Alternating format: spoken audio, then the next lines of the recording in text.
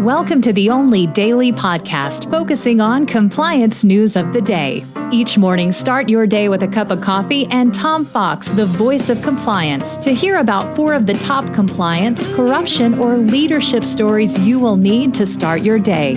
The Daily Compliance News is a production of the Compliance Podcast Network.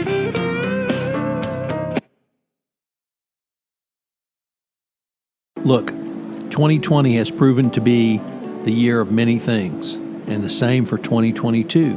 But if you're a small business, this could also be the year you switch to a better payroll. Gusto wasn't just built for small businesses, it was built for the people behind them. Their online payroll is easy to use.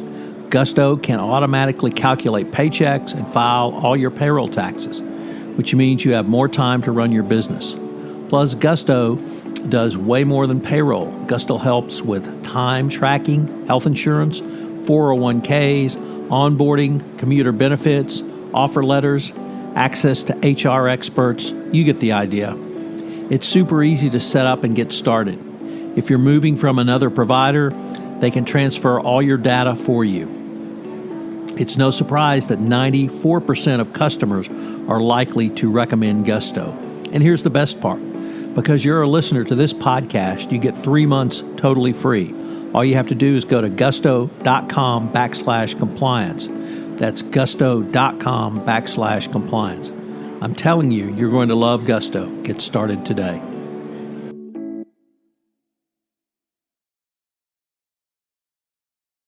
The Daily Compliance News for October 1, 2021, the Manning Brothers edition. We're going to save that story for the end. And all of today's stories come from the Wall Street Journal. First up, Morgan Stanley and Interactive Brokers face federal scrutiny in Venezuela probe. Federal authorities are scrutinizing 2 U.S. trading giants and the financial advisors who handled the accounts of a businessman under investigation for allegedly helping a former Venezuelan oil minister launder billions of dollars. Morgan Stanley, Interactive Brokers, and several financial advisory firms manage large sum accounts for Venezuelan businessman Luis Mariano Rodriguez Cabello, who is under investigation for his role in allegedly helping to conceal some of the $2 billion in question within the U.S. financial system. So Venezuela corruption now extends to Morgan Stanley, perhaps. Next up from Dylan Tokar in the Risk and Compliance Journal, Dan Kahn, former head of the FCPA unit and who rose into the head of the fraud division, has resigned from the Department of Justice and has moved back into private practice at Davis Polk, where he previously worked. So if you ever had the chance to meet Dan Kahn, he's really one of the good guys. He's done great work in the FCPA unit, and we welcome Dan back to private practice and look forward to visiting with him going forward. Next up, also from the Risk and Compliance Journal, this time from Mingy Sun, cryptocurrency companies are ramping up their hiring in their compliance departments as they come under increasing regulatory scrutiny in the U.S. and worldwide. Hammond Williams, a global recruiter that focuses on regulated industries, has said it has conducted 18 Chief Compliance Officer searches for fintech and cryptocurrency businesses in 2021 alone, up from 7 searches in 2020.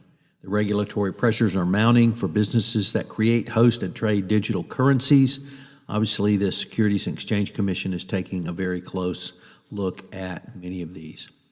And now we go to our lead story, which is a little bit different, but I think is something that compliance professionals need to consider.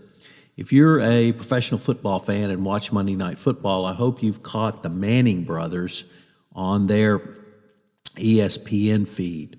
The Manning brothers are 2 former professional football players, both quarterbacks, and they do commentary on the game on Monday Night Football. If you remember Mystery Science Theater 3000, which had Joel and the robots snickering over B movies, think of that. And it's entertaining at its finest.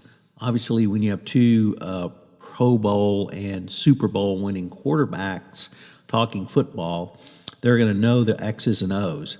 And as brothers, they have a great chemistry between them. It's pretty easy to see who's the big brother and who's the little brother.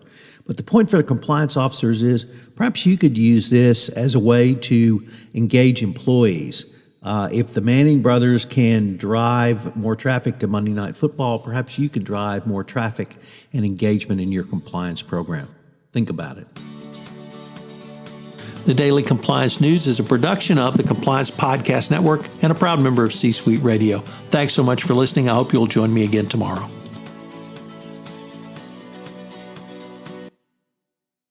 This podcast is a part of the C-Suite Radio Network. For more top business podcasts, visit c-suiteradio.com.